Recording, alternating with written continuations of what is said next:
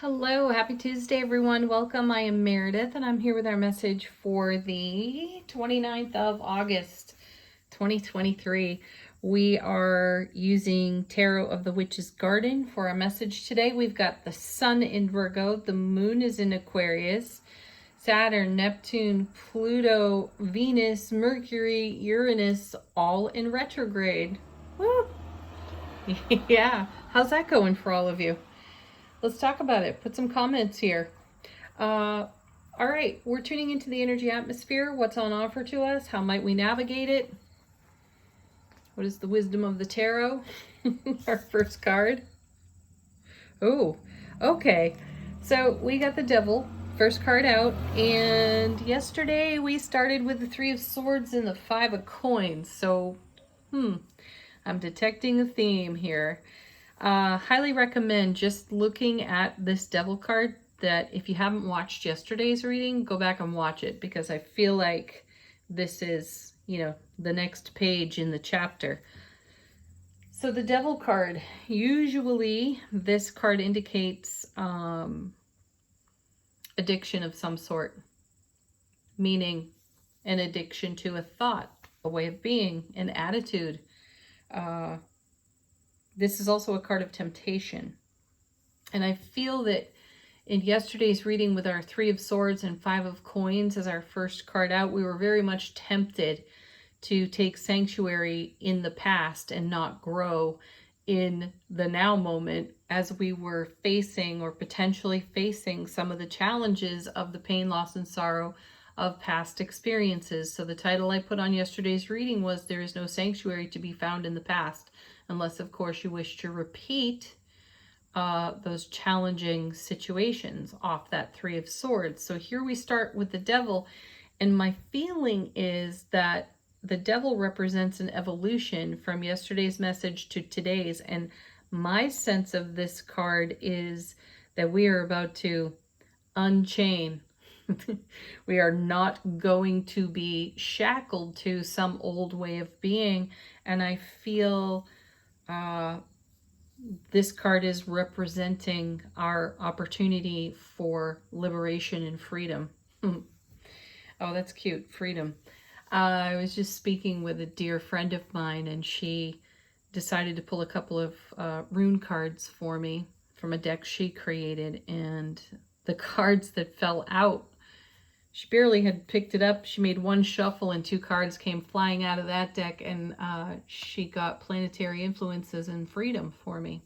So we definitely have some planetary influences going on, and we're all about setting ourselves free, liberating ourselves from outmoded ideas, behaviors, attitudes, and so on. Anything that we're doing by rote, we're catching ourselves in our own subconscious, seeing where we go a little bit unconscious, spiritually blind, so to speak. And as soon as we're having that opportunity to witness ourselves in that way, we're making changes, we're freeing ourselves up. Let's see what's next. Six of Wands. Nice. Yeah, and doesn't that artwork really reflect what we're talking about here? This card feels like great confirmation to the Devil card. It would feel like victory and success, wouldn't it? It would feel like coming home to our own heart space, self-relationship, especially if we've been doing something unknowingly and we become aware and we're able to change that and make a greater success of the now for ourselves. That's amazing. All right, 3 cards in the next set. Yep, 5 of Cups. There's the reminiscing yet again. That's what retrogrades can do for us. Reflect, review, reminisce, recall, reconsider. And in the 5 of Cups, you have 3 spilled and or broken and 2 upright, which is indicative of the 2 of Cups. So show up in the way you desire to be met in the world. And if you're chained to some idea, behavior, or an attitude, you may have felt less than ideal circumstances. And 5s are a number of change and transformation. So this is what we're witnessing here on the 5. I feel a strong connection in this card to the Hanged Man. There's like a pause for enlightenment as we reflect upon more challenging aspects of the journey, which you can see there in the landscape. It's like we take a moment, we pause, we look back and say, wow, I really did navigate that, and I survived it, which was a message that came out of yesterday's reading as well. There was a whole lot of enduring energy there in the 9 of Wands that showed up. So this here again, our 5 is showing us the transformation that's taken place within, the changes that we have made to set ourselves free and live more with more vitality and success and victory, right? Next we have, holy moly, excuse me, the Tower. Perfect. And, you know, we're kind of we're reflecting upon a tower fall here on the 5 of Cups. This card, that 5 of Cups, is one that brings reflection on emotional challenge. So you've got pain, loss, and sorrow in the Suit of Swords from yesterday. So that's thoughts, ideas, attitudes, words, the way that we speak over our lives. And then you have pain, loss, and sorrow in the 5 of Cups on the emotional level. But this is us turning away from that. We've garnered our gains from this. We've gotten a great perspective, and it's allowed us to take down a tower. So while we pause and look back at this landscape, and we have gratitude and appreciation for it, we are in some level of excited anticipation to show up in the way we'd like to be met with those remaining 2 cups there in a whole new frequency and a whole new vibe. And then this comes with, look at this, moving on, the 8 of Cups, perfect. 8s are movement, momentum, and tarot. And in the 8 of Cups, we're walking on from some chaos, some confusion off the 7 of Cups, and we're walking into the 9 of Cups, which is dreams come true and wishes being fulfilled. So here's the transformation taking place. We're in momentum of from unleashing ourselves over here with the Devil's card in a very successful, victorious kind of way, having great gratitude and appreciation for the transformation that had to take place within self-relationship to tear this tower down and live courageously. And in that courage, we're walking onward to perfect judgment. Excellent. You know, that's us answering a call. And I feel that these retrograde planets have been an incredible influence on answering this call. The retrogrades have allowed us the grace of seeing what needs to change, what needs to shift. So in our reflection and in our pause for enlightenment, we have a clearer path. We're able to see a clearer path, and we're walking that way. The other thing that I'm feeling and my guides want me to talk about is that there are times where simultaneously we feel challenged and we equally feel inspired and encouraged. And those two things can coexist. It's not just black or white, and it's not just one thing or the other, meaning it's not just this challenge and it's not just this feeling of freedom and liberation. These two things are happening together, and that can create some of what we see here on this 5. That's where we get the perception that there's a little bit of sadness or remorse or even some potential apathy. No, those things may come. They're temporary, though. Recall that these are emotions that are passing. They're looking for a way through and a way out to be transformed themselves into a much better frequency. And that's a call we've answered potentially through some of these retrograde energies that gives us this Judgment card. And this is a card of, its nickname is like a card of second chances. So you get to take another pass at things. And what that really says for me in the reading is that the Devil card gives us perspective so that we can walk our journey in a completely different frequency, not attached or anchored to all the BS that occurred leading up to now. Yeah, nice. So not only are we going to walk on, we are going to charge dynamically and without hesitation out of those energies. There's the Chariot. Number 7 out of the major arcana, we are creating heaven on earth. We are heaven on earth. And I feel that we are shedding layers and layers of programming.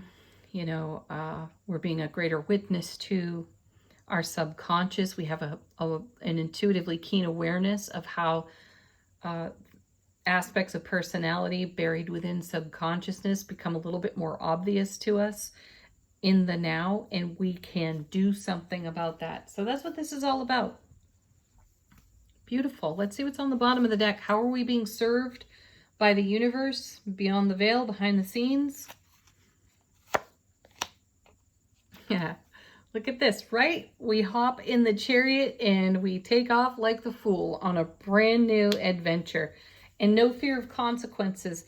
And why is there no fear of consequences? Because we've already endured and overcome many of the challenges of the past, which have given us great knowledge, so we can draw on our knowledge and trust ourselves more deeply.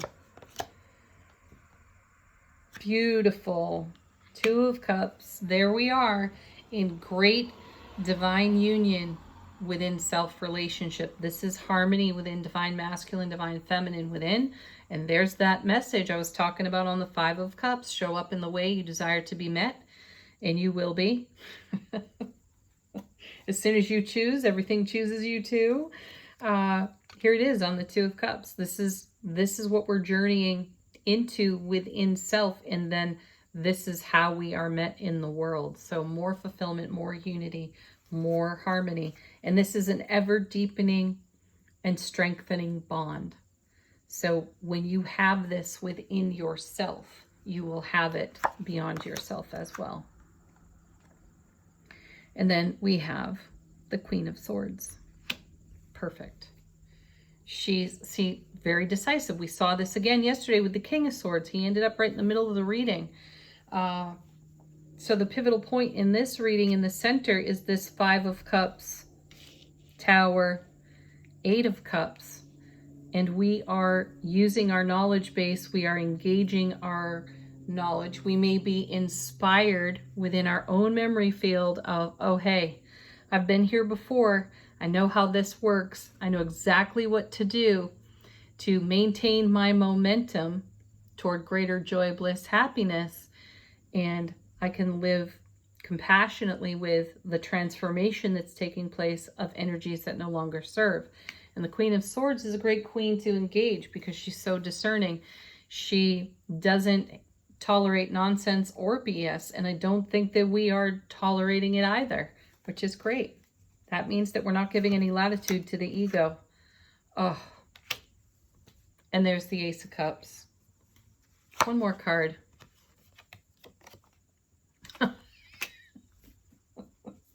The Cups and Swords have it going on right now because there's the Ace of Swords. So we had 3 of Swords, 10 of Swords. I can't recall if we saw the Ace of Swords yesterday, but that's a whole lot of brilliant clarity, everlasting strength within our love, bliss, joy, and happiness that's on overflow. And this is exactly what we're discerning and making choice for, about, and with, is this Ace of Cups. Aces, as you know, transform challenging energies. So I feel that they really do neutralize this devil energy. We're able to look at the way we're tempted by our ego. We're able to look at the way we behave, act, and identify repetitive choices that we make that don't necessarily bring us closer to our Ace of Cups. We're able to see that, and we're able to see it without judgment. Instead, we see it as the great opportunity to leverage this fantastic energy on anything less than and make more of it, make better of it. Beautiful. Angel answers. If you have a question, put it to this deck. Let the cards answer it for you. Get confirmation. A sign or a symbol.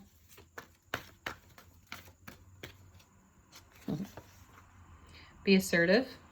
Our first card, yes.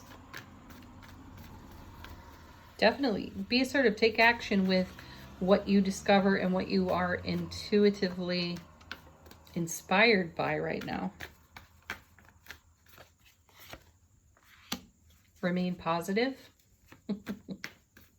With an Ace of Cups and an Ace of Swords on the table, it would be hard not to remain positive. Oh, sweet. We saw this one yesterday too. There's no need to worry. Right? Worry is a waste of your energy. If you discover you're there, get in touch with your heart center, breathe, and shift your perspective. Validate yourself. I temporarily feel worried, though this is passing. It's just passing. It's looking for a way out. One more.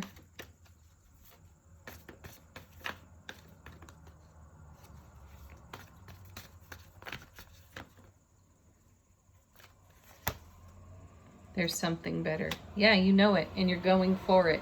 Perfect.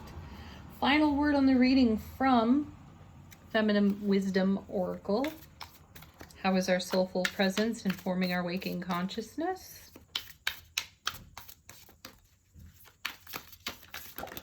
Oh, there we go. Very nice. Confidence. Yes. Have courage. Have confidence.